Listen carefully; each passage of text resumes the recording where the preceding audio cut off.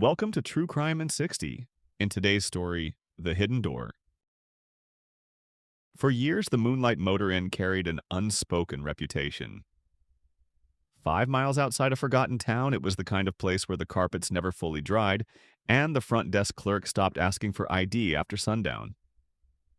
Travelers stayed one night and left early, often without breakfast, sometimes without a trace. Behind the motel, rising just above the tree line, stood an old abandoned water tank. Its paint was sun-bleached and peeling, the welcome message long faded into nothing. Locals walked past it without a glance. It was simply part of the landscape, tall, rusted, harmless. But it had the perfect view of everything below. The crooked neon sign, the row of ground floor rooms, the empty gravel lot waiting for new cars to roll in. People didn't look up. They never wondered who or what might be watching from above. And that was the problem. Police never solved the string of disappearances around this place. They never could, because no one knew about the hidden doors. The killer had been watching the motel for years, the same flickering hallway light outside room 7, the same rust-stained ice machine vibrating in the corner of the breezeway. He'd worked construction on the place during renovations a decade earlier. That's when he found it. A sealed connecting door behind certain closets, accessible by a hidden clasp built into the molding. A perfect passage. A perfect hunting ground. He'd used it before. 4 times. Each time clean. Quiet. Always a guest alone. Always a room with one of the secret panels. He was sitting in his truck when he saw the new arrival. Small, composed, with short curly brunette hair and soft eyes. Pretty in an unsuspecting way. He waited until she finished checking in. He watched her leave the office, key in hand, heading toward room 8. Only after she walked away did he slip from his truck and step inside the office, acting like a man who had simply arrived late looking for a room. The clerk, half asleep and ready to close up, slid the guest book across the counter. He flipped to the most recent entry. Lily Raines, room 8. Alone. His lips twitched into something like a smile. He requested the room beside hers. Tonight would be number 5.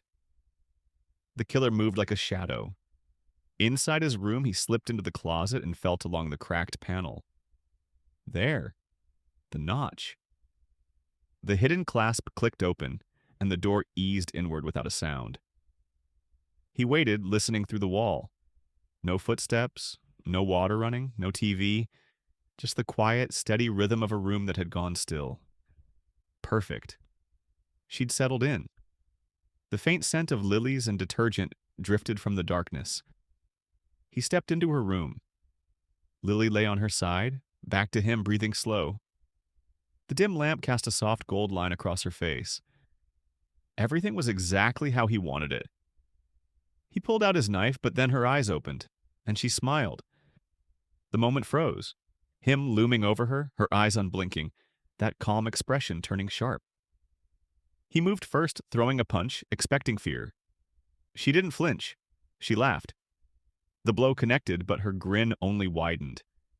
Then she moved, fast, hand darting beneath her pillow. A knife flashed. The killer stumbled back as pain seared across his forearm. He'd been cut. Lily rose slowly from the bed, barefoot, steady, knife in hand. "Didn't expect this, did you?" she whispered. He lunged. She sidestepped. He grabbed her wrist. She twisted, slashing again, shallow but deliberate. She was toying with him. For the first time in his life, he was the one panicking. Blood slicked his arm. His heart hammered.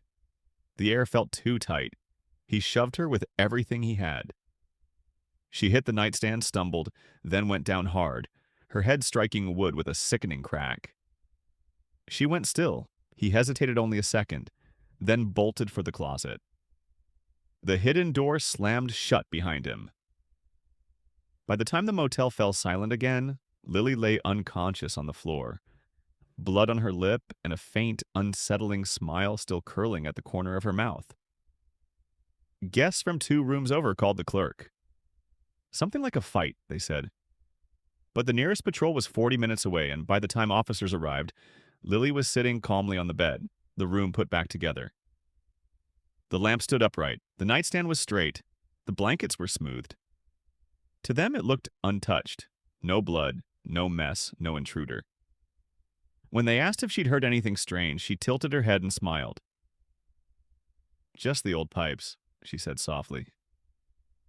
They left with nothing. She stayed with everything. After the police drove off, the motel fell quiet again. Lily sat on the edge of the bed, staring at the closet. Sarah would never have opened her door to a stranger. Not this late. Not in a place like this. So how had he gotten in? Her gaze drifted to the baseboard inside the closet. A faint scuff line, a hairline seam in the molding she hadn't noticed before. She stepped closer. Her fingers brushed along the edge until she felt it. A tiny gyve in the wood. The panel shifted with a soft, unnatural click. A hidden door. He hadn't needed Sarah, or her, to unlock anything. The motel had done it for him years ago. As the door eased inward, something metallic winked from the narrow gap between the wall and the frame. She reached in and pulled it free. A silver lighter, engraved with the initials TD. Lily turned it over in her hand, eyes sharpening, the pieces sliding into place.